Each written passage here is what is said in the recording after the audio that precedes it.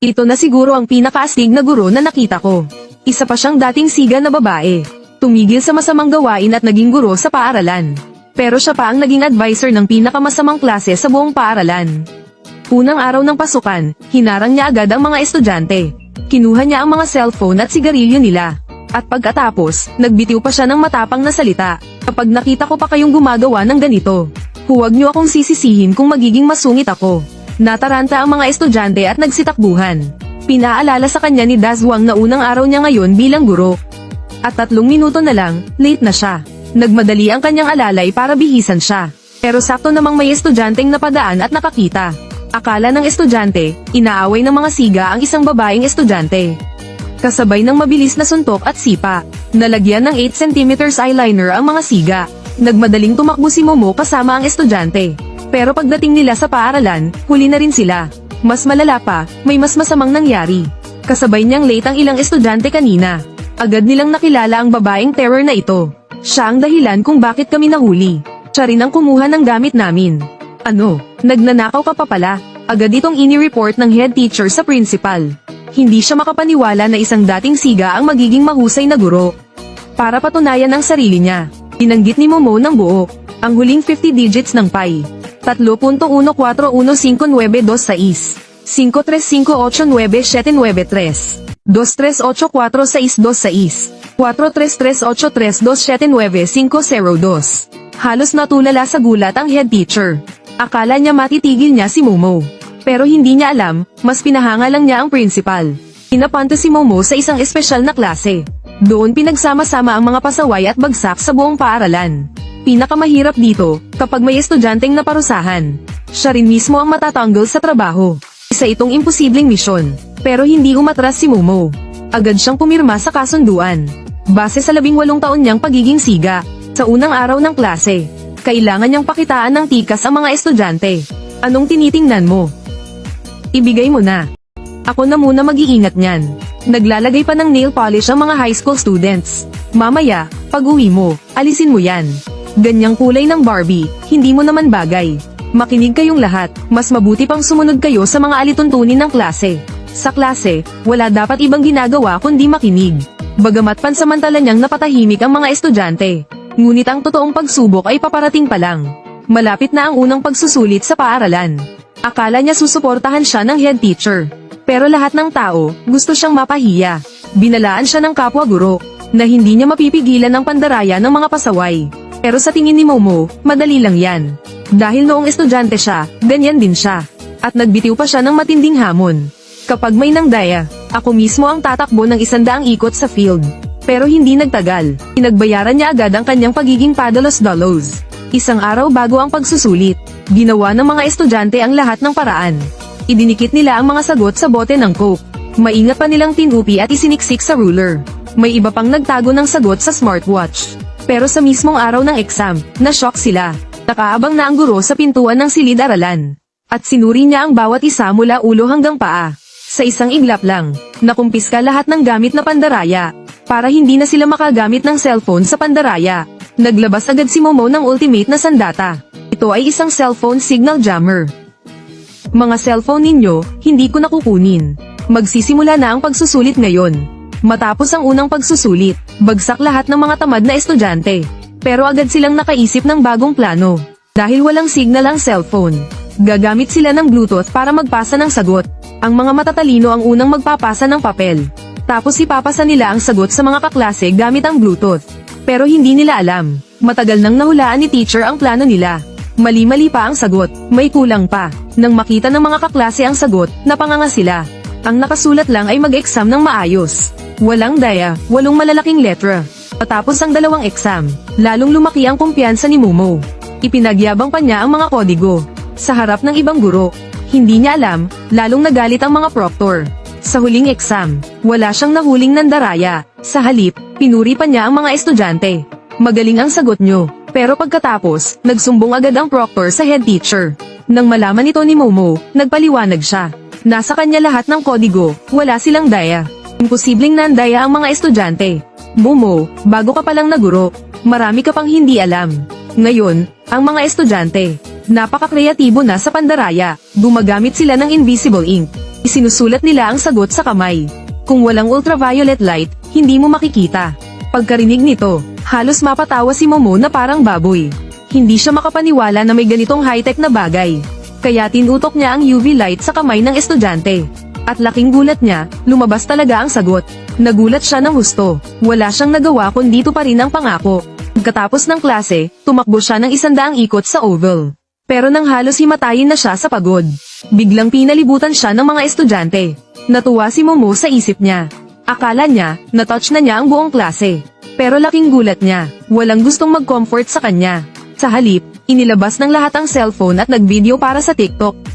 Teacher, teacher, dito ka tumingin, teacher, teacher, teacher, tumingin ka, teacher. Lalong nagalit si Momo sa nangyari.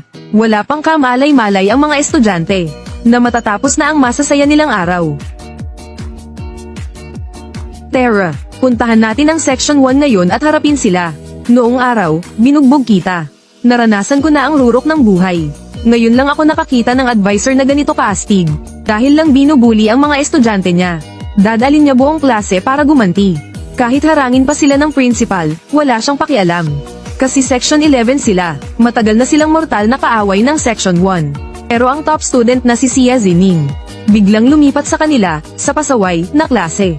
Mas nakakainis pa, pagkapasok pa lang sa klase, gusto niya agad kunin ang unang upuan. At sinabing kahit saan umupo ang mga bobo, pareho lang. Napatawa ang mga estudyante, wala pang nagtatangkang klase, na nagsasalita sa kanila ng ganito.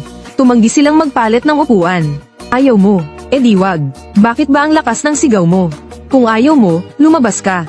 At kayo, anong tinitingin-tingin nyo? Tingin mo may magagawa ka. Kita nilang mas marami ang kalaban. Kaya nagdahilan na lang silang umalis para tumawag ng backup. Pero ang mga ibobo, pinalayas din si Sia Zining. Sabi nila, bawal sa klase nila ang mga may higit sa 6 na po ang grade. Hindi na nakatiis si Wuwen. Nilapitan niya si Sia Zining para tulungan kumuha ng upuan. Biglang nagkagulo ang magkabilang panig. Pero hindi sinasadya, bumagsak ang mesa sa paa ni Sia Zining.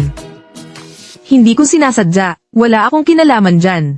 Ayaw ng lahat na lumaki ang gulo. Kaya nagsipag-urungan silang parang mga pagong. Si Wuwen lang ang naiwan, tulala. Nakita niya ang masakit na ekspresyon ni Sia Zining. Kaya inabot niya ang kamay bilang pakikipagkaibigan. Pero hindi niya nakuha ang pasasalamat ng Section 1. Habang papunta sila sa clinic, biglang may tumama ng bola sa ulo niya mula sa Section 1. Sino bang binabato mo? Ang layo naman ng tama mo. Nang makitang mag-isa si Wuwen, lalong naging agresibo ang nerd na lalaki. Hindi lang niya iniinsulto si Wuwen bilang bobo. Sinabi pa nilang puro babae lang ang kaya niyang harapin. Sa harap ng lahat ng pang-uuyam, akala nila aatras si Wuwen. Pero laking gulat nila nang marinig niya. Ako lang, kaya kung kalabanin kayong 10, pakinggan niyo ako ha.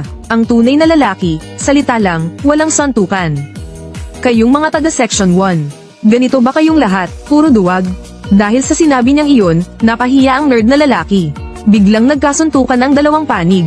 Sa lakas ng ingay, nadiskubre agad ito ng Section 11. Agad dumating ang mga kaklase para sumuporta. Buti na lang at dumating agad ang teacher.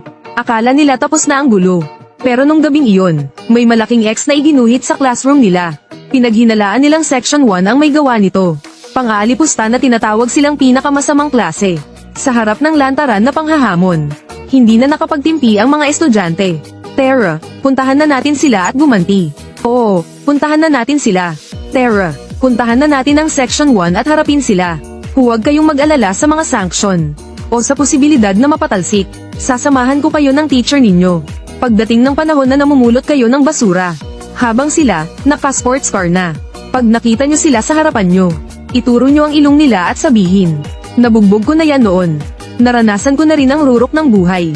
Pagkatapos sabihin ni Momo iyon, tumawag pa siya ng backup. Pero biglang natahimik ang buong klase.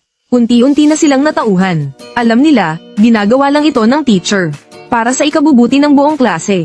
Dahil kapag nauwi ito sa rambulan, siguradong lahat sila mapapatalsik sa eskwelahan.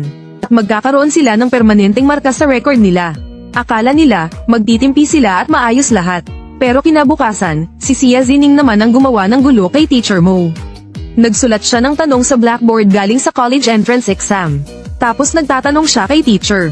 Pero sabi ni Momo, hindi yun kasama sa lesson ngayon. Teacher, hindi niyo ba alam ang sagot? Napahiya si teacher sa harap ng lahat. Lalo na't puro ibobo daw ang mga estudyante na nakikinig. Kaya wala siyang choice, kundi pilitin sagutan ang mahirap na tanong. Pero nagsimula na namang manggulo si Sia Zining. Sabi niya, ang tanong na yun, pwede naman daw sagutan sa isang hakbang lang. Pero umabot pa ng 5 hakbang si teacher. Si Sia Zining na mismo ang nagturo sa teacher. Lumipat pala siya sa klase na ito, para ipahiya si Momo. Sa wakas, natapos din ang klase. Pero sa simula pa lang ng susunod na klase, nagsimula na namang manggulo ang top student. Nagbigay siya ng ilang halos imposibleng tanong. Wala nang magawa si Momo kundi mapangiti lang. Dahil sa totoo lang, expert lang siya sa Chinese subject. Sa ibang subject, kaunti lang ang alam niya. Napansin niyon ng top student. Kaya sabi niya, tumabi na lang si teacher at makinig mabuti. Teacher, okay lang po. Hindi po namin kayo pagtatawanan. Sumabay pa sa pang-aasar ang mga ibobo, sa likod. Lalong napahiya si Momo. Kahit natutulog na siya, naalala pa rin niya ang pagtaas ng kamay ng top student. Pero bilang isang 90s generation na ate, hindi siya basta-basta sisuko, para tapatan ang yabang ng top student. Nag-aral si Momo buong gabi. Nagpuyat at nagsunog ng kilay. At sa wakas, na-review niya lahat ng lessons sa high school. Kinabukasan, tinaas na naman ng top student ang kamay para magtanong. Tapos agad siyang nagbigay ng mas mabilis na solusyon. Hindi inakala ni Sia Zining na nahulaan na ni Momo ang plano niya. Sunod agad nagbigay si teacher ng panibagong formula. Kung ganun ang gusto nyo, magbibigay ako sa inyo ng bagong paraan ng pagsagot. Mas simple at mas mabilis kaysa sa paraan ni Sia Zining. Syempre naman, pagkatapos, ipinaliwanag ni teacher ang bagong method. Napahanga ang buong klase. Lahat sila bumilib at nagsabing, iba talaga ang mga ate ng 90s. Bagamat na ibalik niya ang kanyang dangal, lalong nagtanim ng galit si Sia Zining. Ngunit ang sigang teacher ay hindi basta-basta magpapatalo sa estudyante niyang balak lang siyang ipahiya.